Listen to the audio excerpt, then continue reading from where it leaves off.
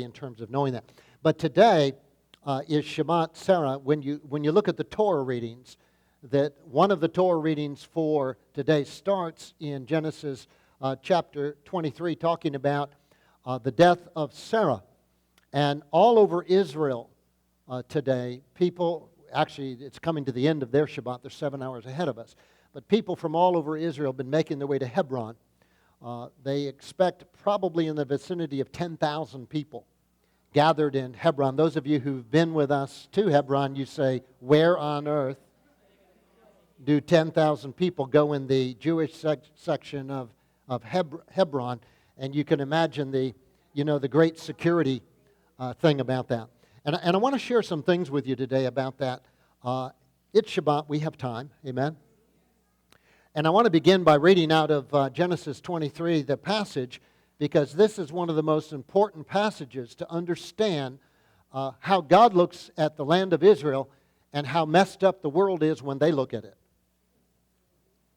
Chapter 23, beginning at verse 1 of Genesis, Sarah lived to be 127 years old. Say 127. By the way, the operative word there is she lived.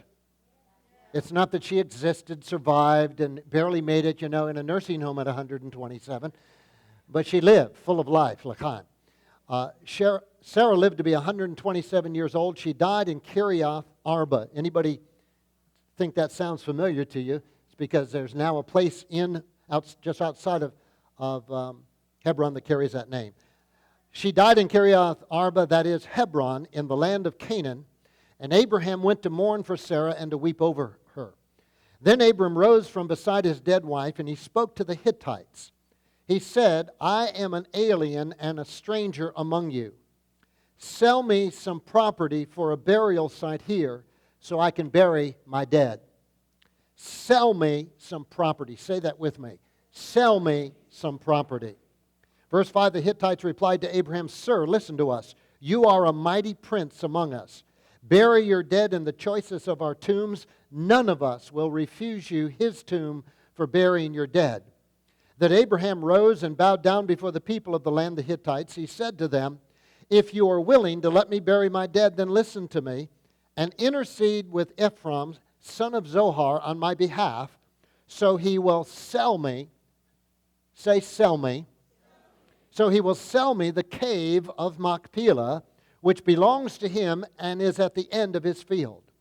Ask him to sell it to me for the full price as a burial site among you. Say full price. Ephraim the Hittite was sitting among his people, and he replied to Abraham in the hearing of all the Hittites who had come to the gate of his city, No, my lord. He said, Listen to me, I give you the field, I give you the cave that is in it, I give it to you in the presence of my people, bury your dead. Verse 12, again Abraham bowed down before the people of the land, and he said to Ephraim in their hearing, Listen to me, if you will. I will pay. Say, I will pay.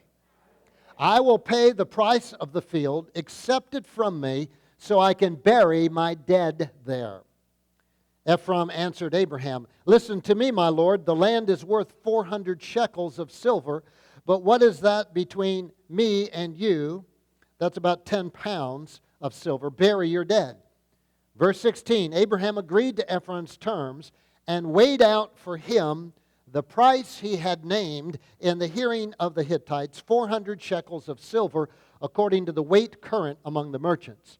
So Ephraim's field in Machpelah, near Mamre, both the field and the cave in it, and all the trees within the borders of the field, were deeded, say deeded, were deeded to Abraham as his property in the presence of all the Hittites who had come to the gate of the city. And then it goes on, of course, and talks about the burial place. This is one of the most ancient of recorded land deeds. I don't know about you, but I don't know how far your land deed goes back. I don't know how accurate it is. When you go and buy property these days, they do a title search. And the title, they're going to look back and make sure it's a clear title. I just found out that, sometimes you think, well, lawyers do this all the time, and banks look at it all the time. They know what they're doing. And several years back, mortgage rates had dropped this is before the current drop, had dropped so far that I said, well, it's ridiculous for me to have a mortgage. I'm just going to refinance it. And so they rewrote the mortgage, and I got a new title deed. And it's like, you have those come and go. I mean, you stick them in a drawer. And all of a sudden, the town clerk sent me a note, and she said, by the way, as I'm paying taxes, by the way, your title deed is written wrongly. Well, good for her, she picked it out. Because our 1 acre land is made up of 4 quarter-acre plots, and when this guy wrote now I've got a line of three deeds to this. So this was the 4th one that was written. But when he wrote it, he gave me this lot, and then the one over here and the one over here are on my deed, not the 2 that I have. So I'm going along, and it's like, so I got my old deed out, and I looked it up, and sure enough, half of my land he's got right, the other half of it he doesn't have right. So now I got to go get that fixed up. I just got to say, listen, you got to rewrite it. And by the way, save the confusion. Let's consolidate it into one piece instead of 4 little pieces. But if I went to sell that property right now, and they went to do a title search, what would they find out? Well, the title deed is not accurate. They'd have to straighten it out.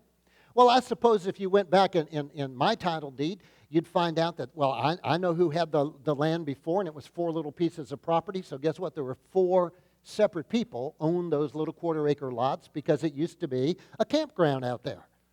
And so that's how they were sold. And then I can go back and find out so-and-so deeded it to so-and-so, deeded it to so-and-so, deeded it. But how many of you know that sooner or later, and it really doesn't take long in American history, you don't need to go back much more than 150, 200 years, and you've lost the title.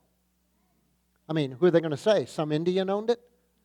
Farmer Jones pitched a tent there and said, I claim it. I mean, it's like, and by the way, he didn't file a deed for it, he farmed it.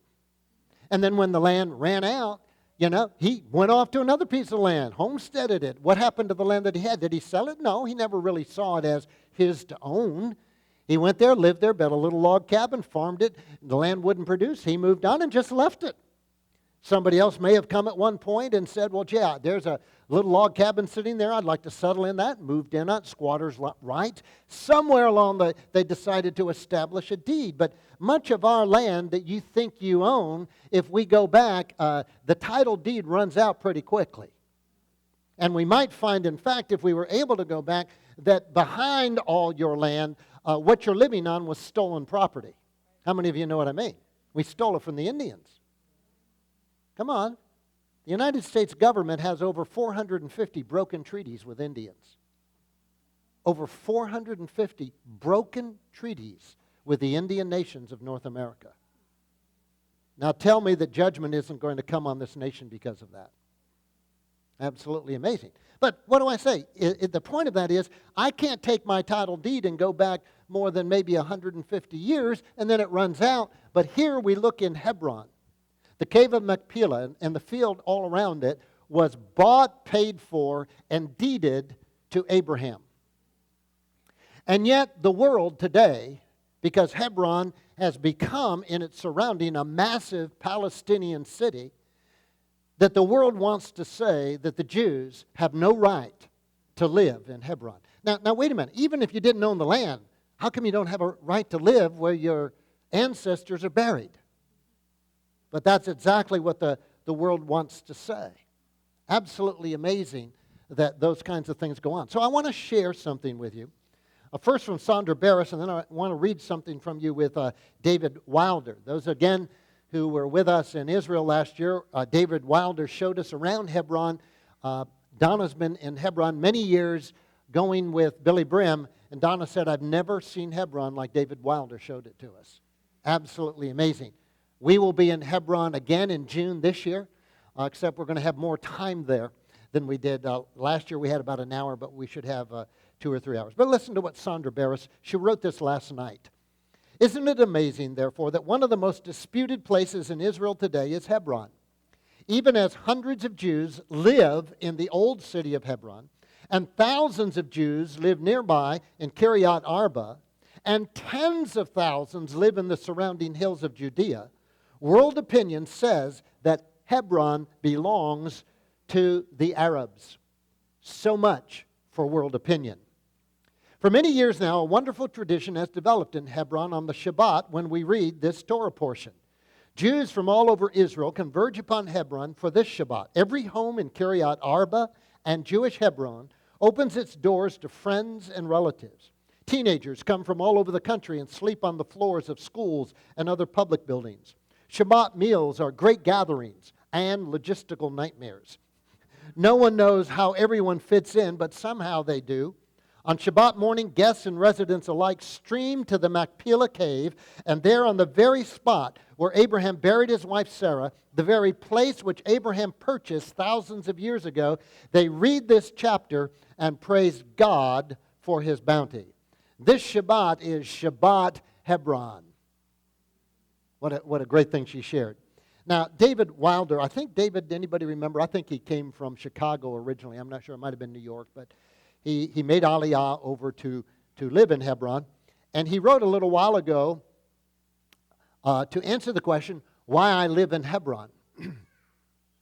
On the occasion of the 32nd anniversary of the renewal of the Jewish community of Hebron, I'm happy to convey to the entire community blessings of success and shalom. The right of Jews to live tranquilly. Let me pause for just a minute. Tim, have you got this recording? Okay. The right of Jews to live tranquilly in the city of the forefathers securely, protected from all danger, is not disputed. So began the former Prime Minister Ehud Barak's letter of good wishes to the Jewish community of Hebron. Hebron is the first Jewish city in the land of Israel, home of our patriarchs and matriarchs, Abraham, Isaac, Jacob, Sarah, Rebekah, and Leah. King David ruled from Hebron for more than 7 years before moving the capital to Jerusalem. Jews have lived in Hebron almost continuously for thousands of years. At Tel Hebron, commonly known as Tel Rumida, artifacts were discovered dating to the era of the patriarch Abraham. King seals, 2,700 years old, inscribed with the word Hebron in ancient Hebrew, were uncovered by archaeologists. Our community offices are in a neighborhood founded in 1540 by Jews exiled from Spain in 1492.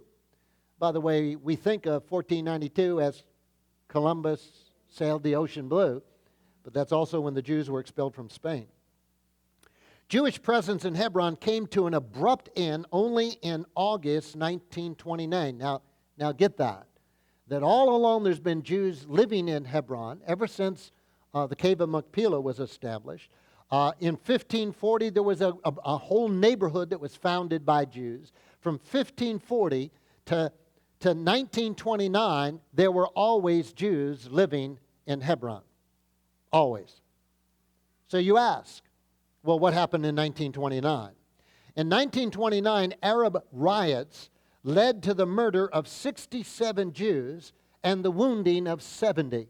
And again, if you go with us to Hebron, there's a museum there, and we'll get to talk about all that happened. All the survivors were exiled from the city by the ruling British. Now let me explain what happened, because you've got to understand, God works in world politics. God is a God of this world.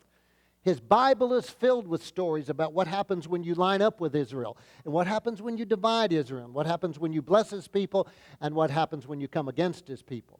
So in 1929, Britain was ruling that whole area under a League of Nations mandate. In other words, they were charged with managing all the area of the mandate, which is all of Israel today, all of Jordan today. All of that was under the British mandate, and they were told to govern it until such time as they could raise up an independent Jewish state. That was what they signed on the treaty they would do. What they did, however, was to divide the land. And they cut off 2/3 of it and created the kingdom of Jordan. It never existed before. Sometimes people say, well, where was Israel? Well, where was Jordan? Where was Syria? Where was Lebanon? Where was Iran? And where were Iraq? None of those existed when the Ottoman Empire ruled all that. It was Britain, France, Italy, and Japan, interestingly, that divided up the Middle East, with the United States sitting on the outside making comments about it. And Britain and France were given all of the Middle East in little mandates and told, create countries, but before you just create a country, educate them because they're backwards people. And Britain was given all of this to be a homeland for the Jews, and shortly after they had it, they broke off 2/3 of it and created an Arab state called Jordan. And from that point on then, Britain took a decided stand that were for the Arabs and were against the Jews. They were to encourage immigration. They did just the opposite. They cut off immigration. So here in the ancient city of Hebron, a riot started, and the Arabs who outnumbered the Jewish community there massacred 67 Jewish men, women, and children. They wounded another 70. And Britain, with all its military force and all its might, which could have gone in and surrounded the Jewish neighborhood and simply said to the Arabs, if you come across this line into this Jewish neighborhood again, we're going to shoot you. Instead, expelled all the Jews. They made Hebron, there's a German term for it, they made Hebron Judenrein, Jewish free. They did exactly what Hitler wanted to do in Germany. The British did exactly in Hebron. The world wants to do now in the West Bank exactly what Hitler did. The concept of a Palestinian state is a concept where no Jew will be allowed to live. Think about that. I mean, think about that. That the world wants to create a Jewish free state called Palestine, and at the same time insists that Muslims and Arabs have a right to live in Israel and don't want to call Israel a Jewish state. The world is insane. Now I say this because I want you to get a picture, because I want you to connect some dots today on this. Britain kicked out all the Jews, and I'm going to tell you in a minute how they got back. Okay? Britain divided the land. Britain exiled the Jews. Britain trained the Arab forces to attack Israel at her inception. Today, right now, 2010, the most common name for a baby boy being born in the United Kingdom is Muhammad. Because there are more Muslims being born in Britain right now than British. Sharia law already exists as the operating law in most of the Muslim neighborhoods, and has the agreement of British legal people that in that neighborhood, that's the law that works, not British law. Britain is 10 years away from not having enough people to vote to prevent the Muslims from voting in whatever they want into their country. Connect the dots. You kicked God's people out of their city so Arabs could have the city, and now Arabs will have your nation. God will not be mocked. What he said. Now that was 1929. That's only 80 years ago.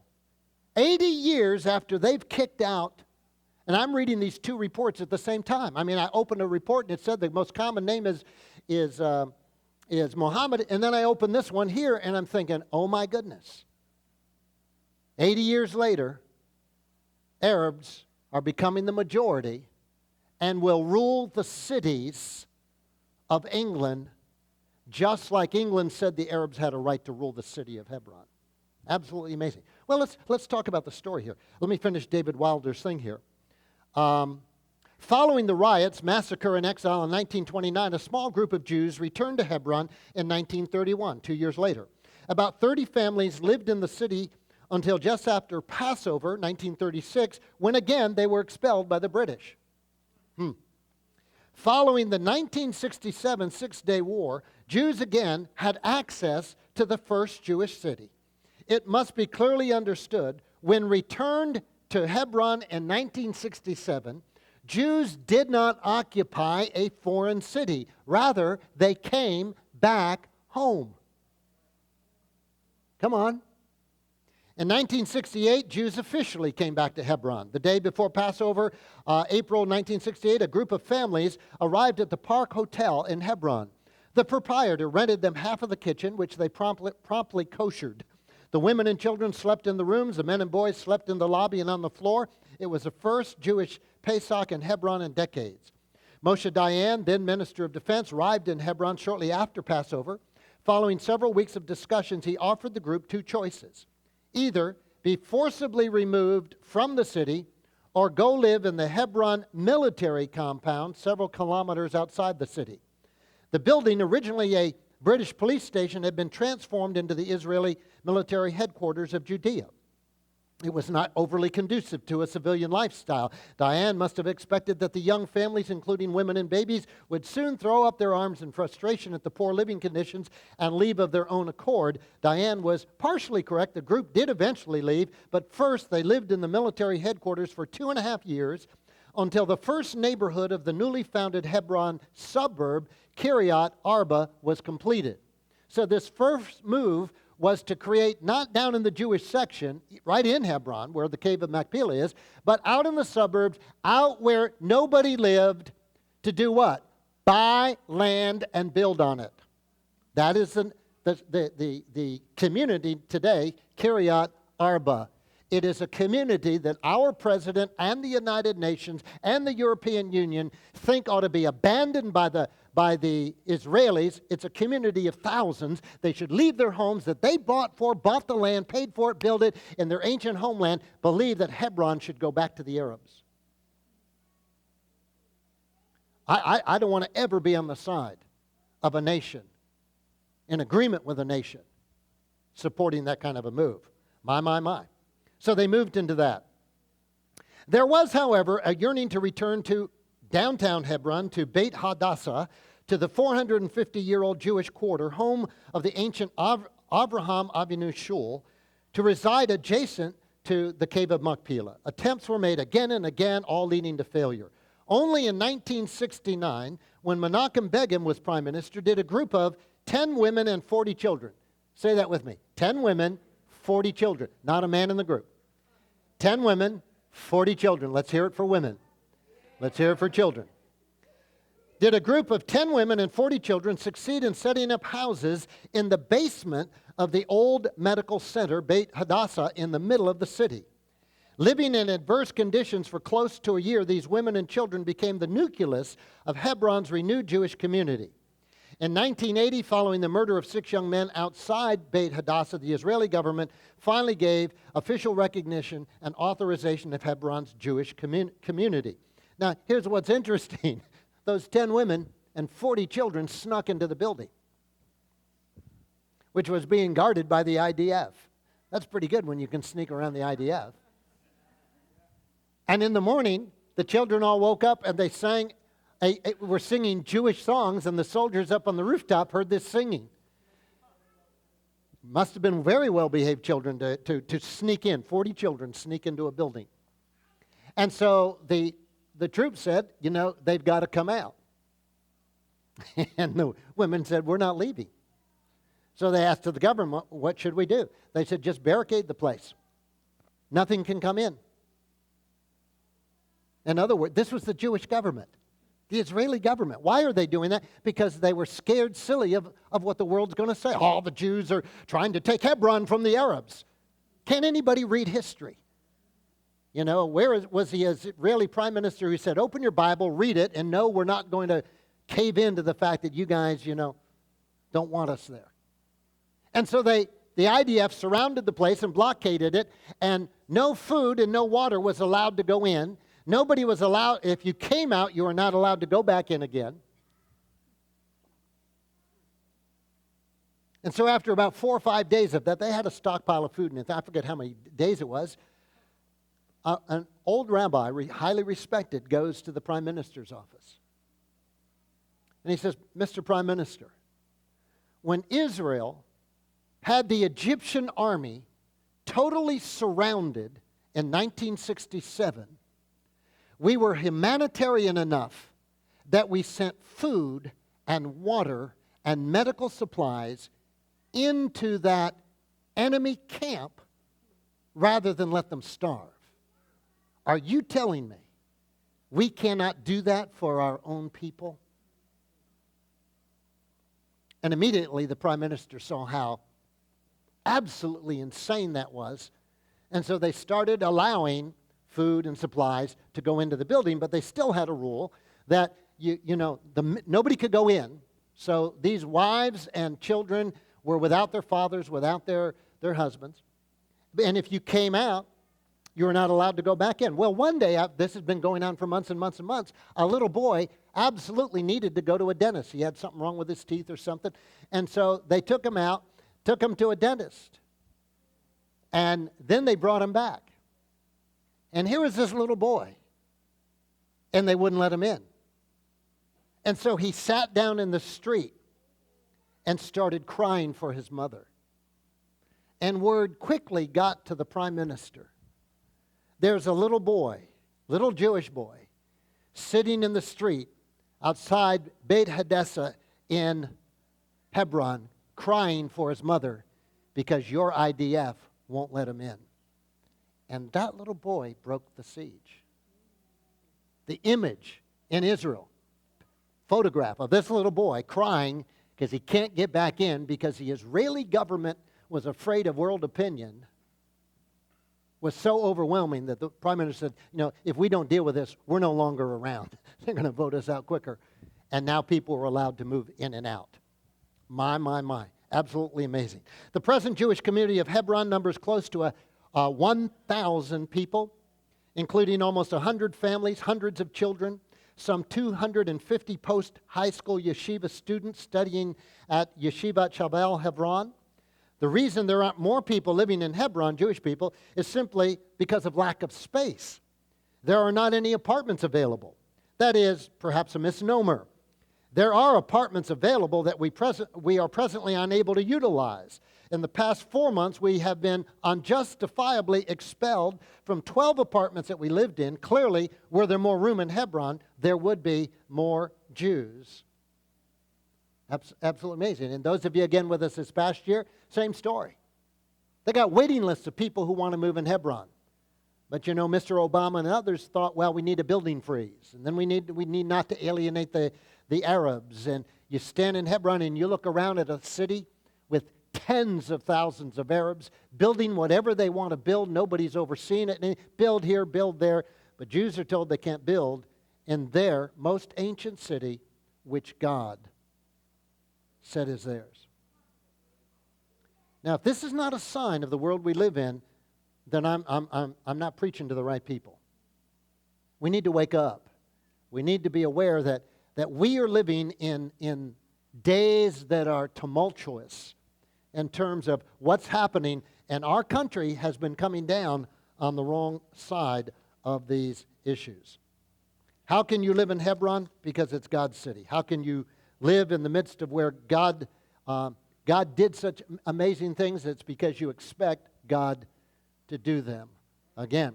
So I invite you to come with us to Israel this year. We will be gone for about 12 days this year. And we're going to spend a number of time visiting families up in the settlements. And this time when we go to Hebron, we're going to probably spend about an hour in that synagogue we were before. We only had about 15 minutes. And we're going to meet with some of the families who are living in Hebron. And you would think people living, if you had to live in a neighborhood where there's 1,000 of you and maybe 100,000 of people who hate you surrounding you, you think you'd have a siege mentality. But they're the most joyful people. As we're walking down the street, mothers up there with their little children in the balconies and the little children waving at us and the mothers kind of sometimes smiling, all Orthodox Jews. But why? Because they feel they're doing what God wants them to do. They're honoring God by doing exactly what He says, to settle the mountains of Samaria, to resettle when I call you back, come and settle the ancient places. And that's what they're doing. They're living out God's divine purpose, God's will. And when you visit them, it's just such a great thing to find out that's how we're supposed to be. They're living so-called in a prison because they got to have safe rides to get in and out of the city and all kinds of things like that.